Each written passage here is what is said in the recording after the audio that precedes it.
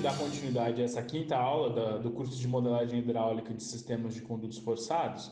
No vídeo anterior, a gente viu um pouco dos elementos que compõem o sistema, os sistemas de abastecimento, os modelos de sistemas de abastecimento, e nós vimos também alguma classificação em termos do tipo de escoamento que a gente quer utilizar, do que a gente quer modelar. Essa primeira parte do curso, nós vamos utilizar o escoamento permanente, tá? Na segunda parte do curso, vocês vão ver um pouco sobre escoamento transitório com o professor Gustavo. Então, vamos continuar aqui nosso curso. Olha, basicamente, nós vamos usar três conjuntos de equações para modelar o sistema de abastecimento. Nós vamos ter que usar a continuidade nos nós, ou seja, imagina que eu tenho um nó aqui e esse nó tem uma demanda aqui, ok? Entra uma demanda QA, QB, sai uma demanda QC, sai uma demanda QD. A gente tem que garantir que QA mais QB menos QC menos QD menos Q seja igual a zero. Só uma questão aqui de convenção, a gente fala que a demanda que entra no nó é negativa e a demanda que sai do nó é positiva, tá? Só uma questão de convenção. Então, a primeira equação que a gente vai ter que garantir é a equação da continuidade. A segunda equação que a gente tem que garantir é a conservação de energia na massa, na malha. Olha só, se eu tenho uma malha A aqui, tenho nó 1, 2, 3 e 4. A perda de carga ΔH de 1 para 2, mais ΔH de 2 para 3, mais ΔH de 3 para 4, mais ΔH de 4 para 1, tem que ser igual a zero. Tá? Por quê? Saí de um ponto e cheguei nele mesmo, a perda de carga é zero. Então, equação de conservação de energia dentro da malha. Tá? E para calcular os ΔH, nós vamos usar a equação de perda de carga nos elementos que não são nós, né? Olha, ΔH 1, 2, vamos supor que a vazão está nesse sentido, vai ser igual a FL sobre D a quinta, que é o quadrado, π quadrado G, aqui tem um 8. Tá? Então, essas são as três equações que nós vamos utilizar para os nossos modelos. Vamos começar com esse aqui, modelinho bem simples, só para a gente entender essas equações. Então, olha, de cada nó, nesse nó 1 aqui, tem uma vazão entrando, Q1. Nesse aqui, uma vazão saindo, Qzinho 2. E nesse, uma vazão saindo, Qzinho 3. Tá? Vamos dizer que nós temos uma vazão aqui Q1, Q2 e Q3, ok? Então, se eu faço a continuidade em cada um desses nós, o que que eu tenho? No nó 1, por exemplo, eu tenho que Q3 está entrando, então vamos começar Q1 primeiro.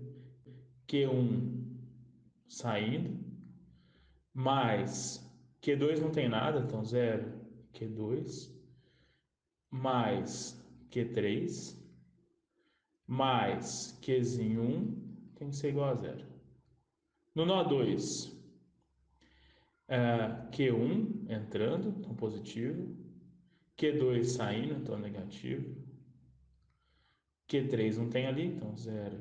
Q3 menos Q2 igual a zero. E no nó 3, eu tenho Q1 não está lá, então zero Q1 mais Q2 menos Q3 menos Qzinho 3, isso é igual a zero. Olha, eu não sei quais são essas vazões, tá? As vazões Qs aqui maiúsculas são incógnitas e Q conhecidas. Eu posso escrever isso na forma de um sistema linear, olha só.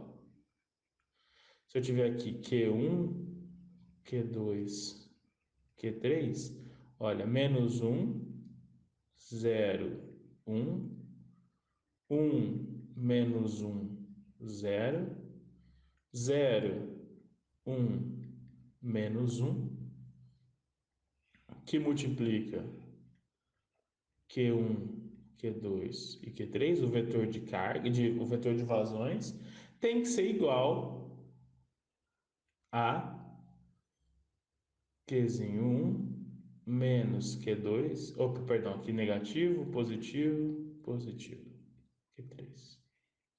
Então a gente teria um primeiro sistema que representa matematicamente a nossa malha. Agora vamos para a equação de energia nos nós, olha. Malha. Agora vamos para a equação de energia nos nós, olha. Perdão, a equação de energia nos elementos, não nós, né? Delta H 1, 2 vai ser. Vejam só, isso aqui tem um comprimento L1, um diâmetro D1 e eu vou falar que tem um fator de atrito F1. Tá? Depende da vazão, mas nós vamos primeiro tratar isso aqui como constante.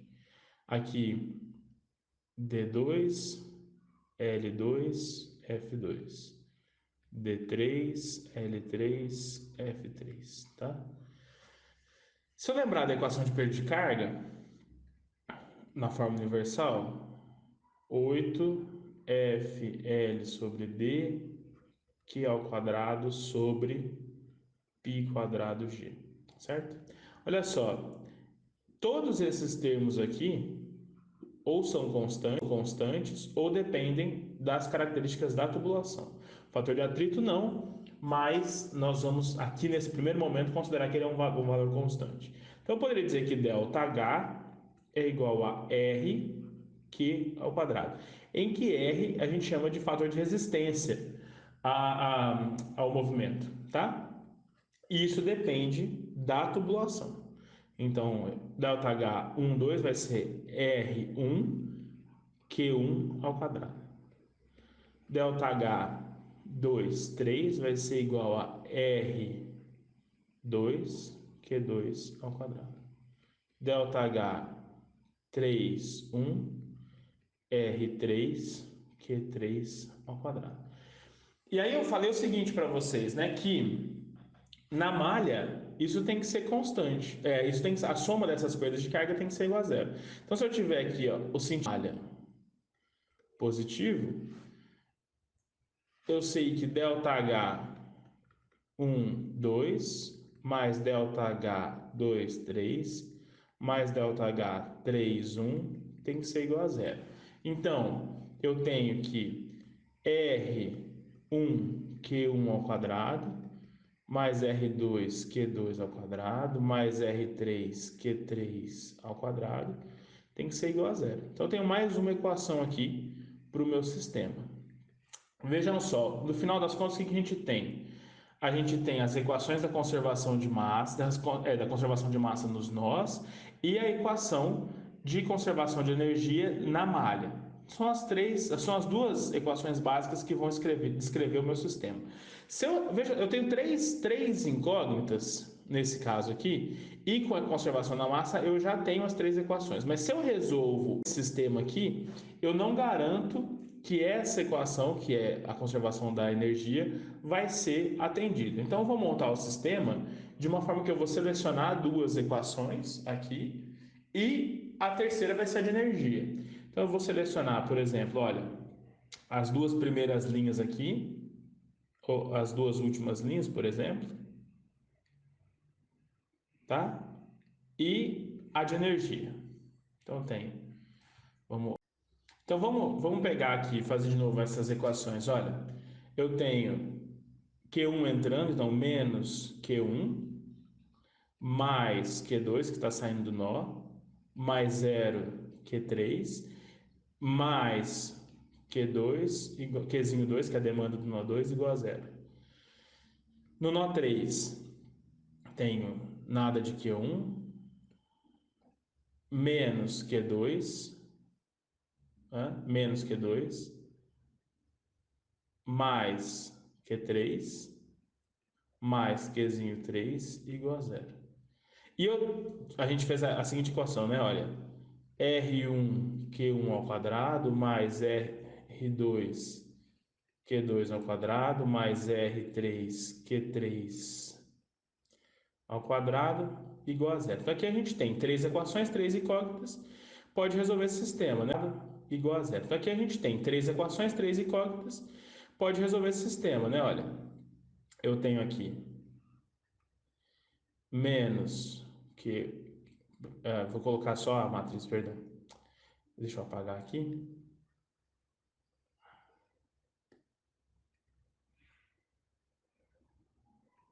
Então eu tenho menos 1,